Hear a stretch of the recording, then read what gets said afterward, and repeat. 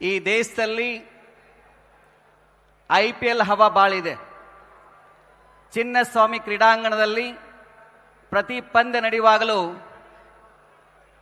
ಲಕ್ಷೋಪಲಕ್ಷಣ ಕ್ರೀಡಾಂಗಣದಲ್ಲಿ ಒಂದು ಶಬ್ದ ಕೇಳ್ತದೆ. ಏನಪ್ಪಾ ಅಂತಂದ್ರೆ RCB RCB RCB ಅಂತೇಳಿ. ಅದೇ ರೀತಿ ಅಭಿಮಾನಿಗಳಿಗಾಗಿ ಅಭಿಮಾನಿಗೋಸ್ಕರ ಈ ಯಡಿಯೂರಪ್ಪನವರ ಈ ಸಮಾವೇಶದಲ್ಲಿ ಒಂದು ಧ್ವನಿ ಕೇಳಿಸ್ಬೇಕು. ಅಲ್ಲಿ ಹೆಂಗ RCB ಅಂತದ, ಇಲ್ಲೇನ್ ಕೇಳಿಸ್ಬೇಕು? BSY BSY BSY. ಎಲ್ಲರೂ ಎದ್ದು ನಿಂತ್ಕೊಂಡು ಜೋರ ಹೇಳಿ, ಎಲ್ಲರೂ ಎದ್ದೇಳಿ. BSY BSY BSY BSY. ಕುಳಿತುಕೊಳ್ಳಿ. ಈ ಚಿನ್ಮೂಲಾದ್ರಿಯ ಬಸವಣ್ಣ ಮೊದಲ ಅಧ್ಯಕ್ಷರು ಅಲ್ಲಮ ಪ್ರಭುದೇವರು. ಕಲ್ಯಾಣ ಕ್ರಾಂತಿ ಆದ ನಂತರ 4 ಶತಮಾನಗಳ ಕಾಲ ಬಸವನ ಶಬ್ದ ನಿಶಬ್ದವಾಗಿತ್ತು. ಅಂತಹ ಸಂದರ್ಭದಲ್ಲಿ ಕಾರ್ತಿಕದ ಕತ್ತಲಲ್ಲಿ ಆಕಾಶ ದೀಪವಂತೆ ಬಂದವರು ಯಡಿಯೂರ ಸಿದ್ಧಲಿಂಗೇಶ್ವರರು.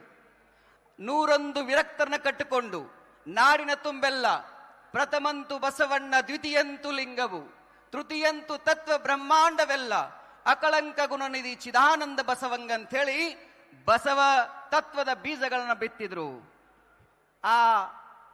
ಆಮೇಲೆ ಬೋಳ ಬಸವರನ್ನ ಅಧ್ಯಕ್ಷ ಮಾಡಿಕೊಂಡು ಯಡಿಯೂರಿನಲ್ಲಿ ಲಿಂಗೈಕ್ಯರಾದ್ರು.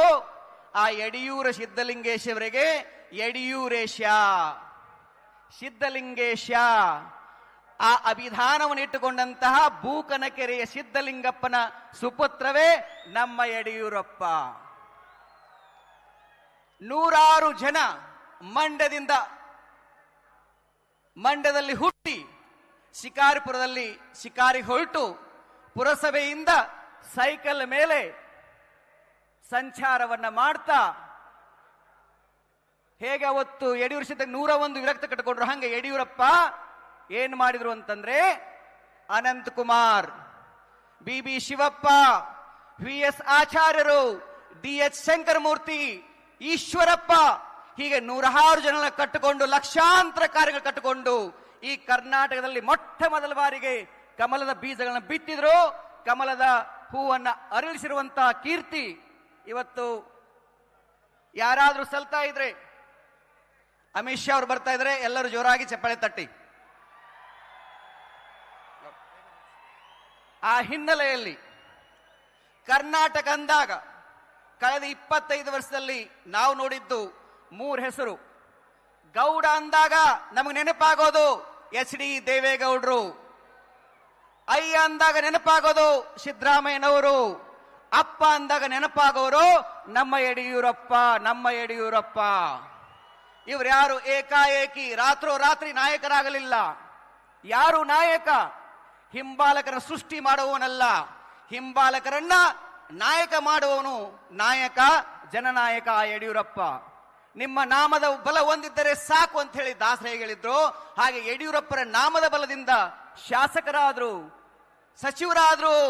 ಯಡಿಯೂರಪ್ಪ ನಾಮದ ಬಲದಿಂದ ವೇದಿಕೆ ಮೇಲೆ ನಮ್ಮ ಬೊಮ್ಮಾಯಿ ಅಂತವರು, ನಮ್ಮ ಸದಾನಂದ ಗೌಡರು, ನಮ್ಮ ಜಗದೀಶ್ ಶೆಟ್ಟರು ಮುಖ್ಯಮಂತ್ರಿ ಆದ್ರು. ಆ ಹಿನ್ನೆಲೆಯಲ್ಲಿ ಇವತ್ತು ಯಡಿಯೂರಪ್ಪನವರು 50 ವರ್ಷಗಳ ಕಾಲ ನಾಡಿನ ಎಲ್ಲ ಜಾತಿ ಮತ ಪಂಥಗಳಿಲ್ಲದೆ ಅನ್ನ ಅಕ್ಷರ ಆಶ್ರಯವನ್ನು ಕೊಡ್ತಾ ಮಠಗಳಿಗೆ ಧಾರಾಳವಾಗಿ ಅನುದಾನವನ್ನು ಕೊಟ್ಟು ಆ ಮಠಗಳನ್ನ ಪುನಶ್ಚೇತನ ಮಾಡಿರುವಂತಹ ಕೀರ್ತಿ ಇವತ್ತು BS ಯಡಿಯೂರಪ್ಪನವರು ಸಲ್ತದೆ.